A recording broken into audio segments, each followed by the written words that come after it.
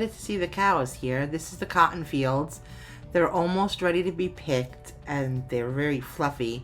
Behind it, you can see the Claxton Poultry Chicken Farms. It's one of the larger ones in the area.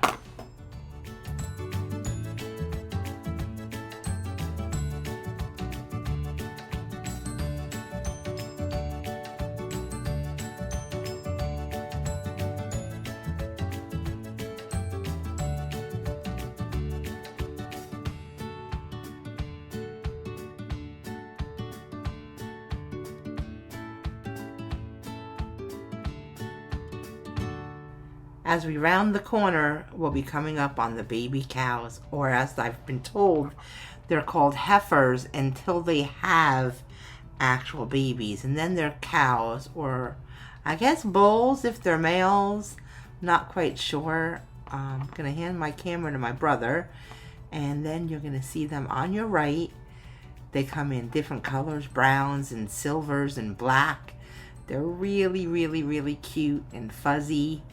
I love the baby cows. I didn't get a chance to record them doing any of the noises that they make, but they're really cute. They come to the fence a lot, and they look at us, and sometimes if I say the right words, they get scared and they run. My brother does like to call them hamburger, but I think it's a little weird because they're so cute and fuzzy. But, you know, if you're a vegan and you don't like that, then ignore what I just said. But they're really, really cute. There's so many, and they lay really, really flat in the ground, so you can only see their ears stick up at times. It's really cute.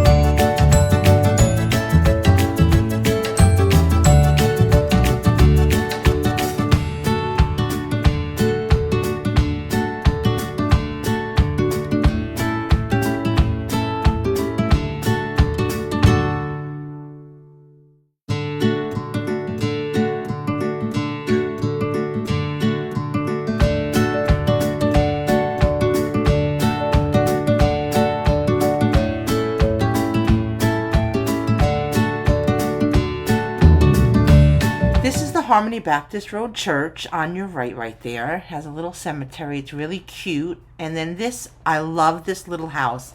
It's a little old house. It's very damaged, but the property is extremely beautiful. In the summertime and spring, it's got all this tree right here. Gets full of purple wisteria. It is just gorgeous. And that field in the spring is hay that like an oat, like a bran or oat, but right now it's cotton, not ready to pick yet. It still hasn't been sprayed to kill off the leaves for it. So right now it's just basically cotton, waiting to be picked still. And we're going to come up here. Usually, funny thing, usually a little squirrel always runs across the street right here. My sister calls it an Ethiopian squirrel because it's really skinny.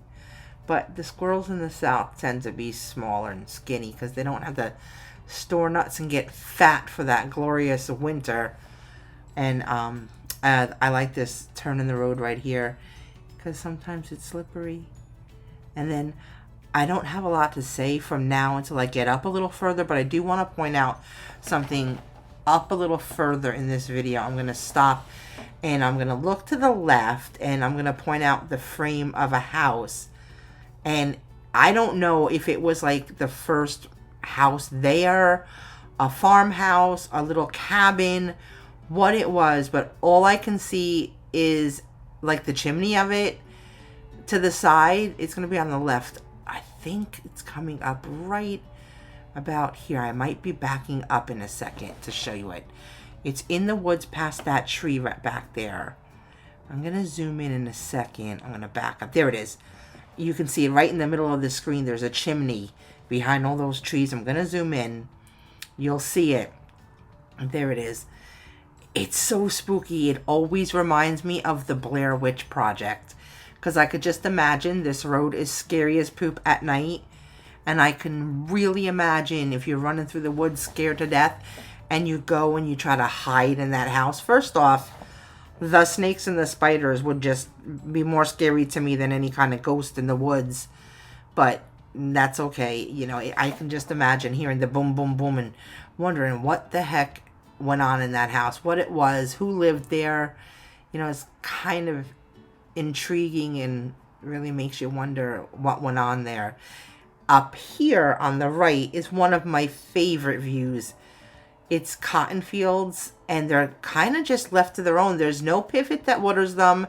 They just kind of grow, and they're just so big. And this is what we call down here in Georgia snow.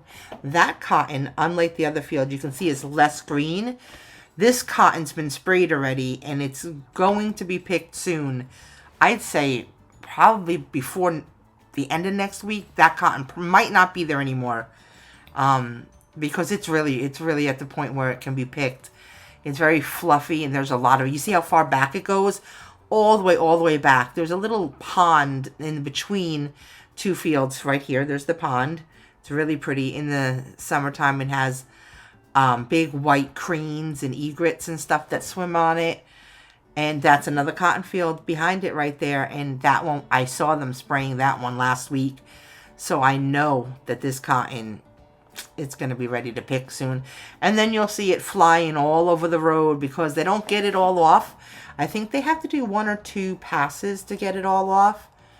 But they'll get it. And you know, it's from Georgia dirt to Georgia shirt. That's what they'll do. We have a big export of cotton, peanuts, and soybeans down here. And on the left over here is another heifer cow pasture.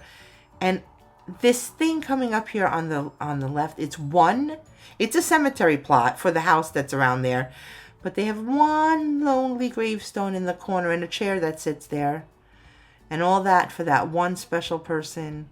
And I love this. I can imagine in the future those trees are going to meet over the road and it's going to look really, really, really pretty. And you're going to see up here there's going to be a whole bunch of cows. And it looks like, I took this one. Yeah. There's 1 or 2 cows and then a bunch of babies. Like, that one is just watching a ton of babies.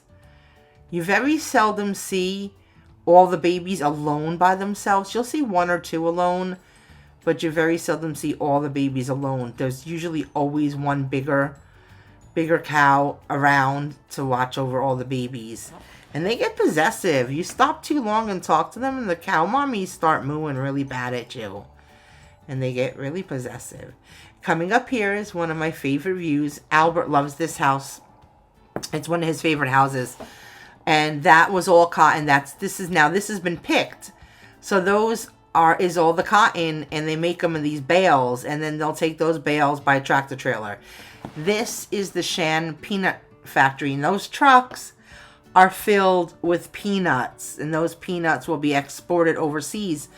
But there's so many peanuts. I wish I could have gotten the field when they turned it so you could see the peanuts, but I didn't get it, so that's what happens.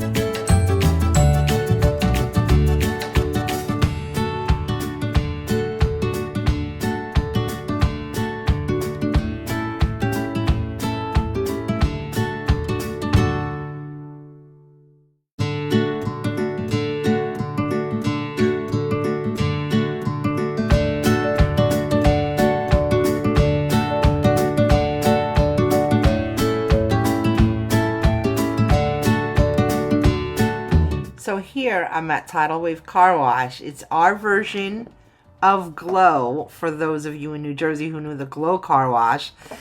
I always thought Glow smelled like cherries. This one doesn't smell like cherries, but it does offer the same things. It's the same kind of car wash, the colors, the fuzzy foamy soap, and you can do a monthly subscription to it so that you can just, go every single day, which I do a lot because I go down the dirt road and I'll go and get my car washed after I've gone down the dirt road, or before sometimes like an idiot, but still, it's a matter of getting the front window to stay clean because we have really hard water from the wells here, and as soon as it gets on my front windows, it spots it all up and I can't see anything. So it was pretty bad because I had watered the lawn yesterday, so the window was bad, so I went to the car wash today and got it done for that reason.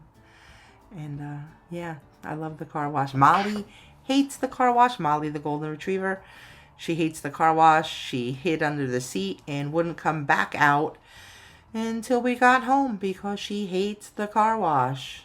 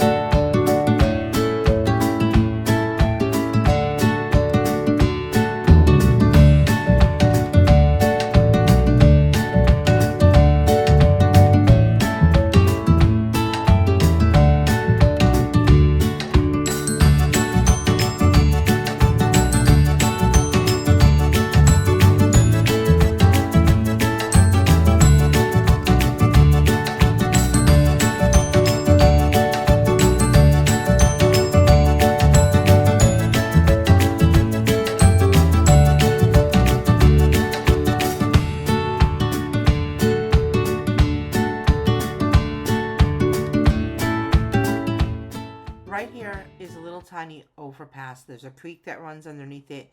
We usually stop here if there's no cars behind us and look for turtles. On the other side, there's an alligator that we've seen.